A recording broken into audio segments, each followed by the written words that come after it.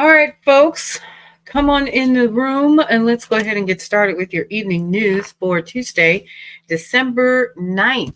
Are you ready? Let's go ahead and get started.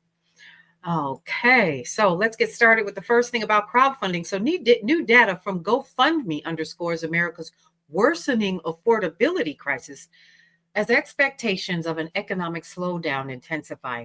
Now, according to the company's annual year-end giving report, out Tuesday, which is today, the number of Americans who use the platform to fundraise for basic needs like housing and food increased 20% in 2025. Now, after quadrupling a year earlier, separately on Tuesday, a predictive index based on 10 economic indicators shows the U.S. economy is actually poised to slow in 2026 as households and businesses grow increasingly pessimistic.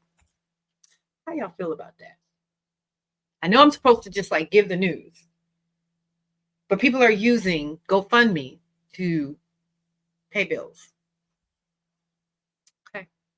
All right. Now, Slack CEO is actually departing for OpenAI. OpenAI has tapped Slack's CEO, Denise Holland Dresser, to serve as the AI giant's new chief revenue officer as it looks to bolster its enterprise growth.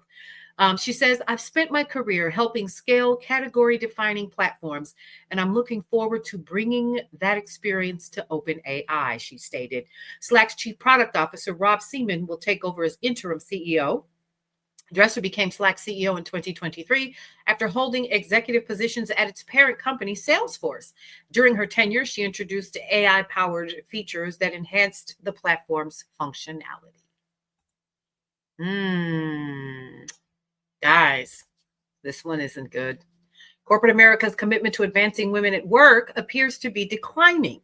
According to the latest edition of the largest study on the topic, only half of companies say they place little to no priority on it, according to the Women in the Workplace 2025 study by McKinsey and leanin.org.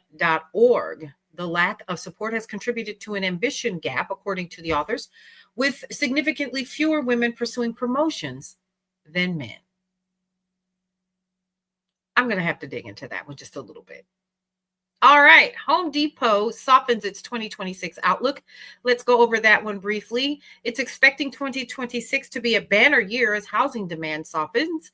The home improvement retailer actually issued weaker than expected preliminary guidance for 2026, expecting comparable sales that range from flat to up 2% for the year, as well as total sales that land below Bloomberg's average of estimates. Rival Lowe's expects flat comparable sales to close 2025, though its chief financial officer was cautiously optimistic about next year. In recent weeks, home builders like Toll Brothers and Hovnanian Enterprises have indicated that economic uncertainty and elevated interest rates are discouraging buyers. Australia's youth social media ban takes effect. Wow.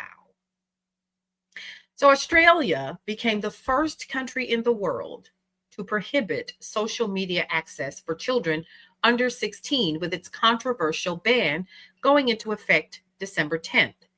Downloads of alternative apps not currently included in the ban are Lemonade, Yelp, and CoverStar, for example, have spiked. And under the new law, major platforms like TikTok and Instagram must block underage users or face hefty fines. The measure aims to safeguard children from mental health risks and harmful content, though it has drawn criticism from tech giants and free speech advocates. ExxonMobil eyes bigger returns this season by remixing its portfolio.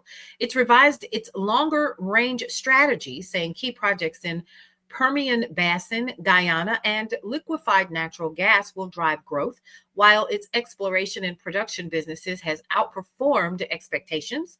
The oil and energy giant is now calling for $25 billion in earnings growth and $35 billion cash flow increase through the decade's close. Meanwhile, ExxonMobil is cutting back on lower emissions investments, reducing them from $30 billion to $20 billion over the next 5 years, citing slowing demand and what an analyst described to Bloomberg as continued policy uncertainty. Well, that's it for now, y'all. We're going to give you more news and information that you can absolutely use throughout your day with breaking news and information later on this evening. And don't forget to follow us on brownstoneworldwide.com, Cityscape Radio, and you guessed it, this month's issue of Brownstone Living magazine drops tomorrow. You don't want to miss it. In the meantime, check out Brownstone Daily Deals and Coupons, where the system actually updates every single day, so you can get some of those deals before the holidays are amongst us. Go ahead and do that now so you can get some things delivered to you within the next 24, 48, or within the next 3 to 4 days if you want to do that. Make sure that you're also paying attention to cityscaperadio.com, where you can listen into the sounds of the season, as well as news and podcasts you'll enjoy. And don't forget to join us every day on social media, on Meta, on TikTok, as well as YouTube at Brownstone Worldwide. Listen, thanks for being a part of the Brownstone and a part of the neighborhood. We'll see you around.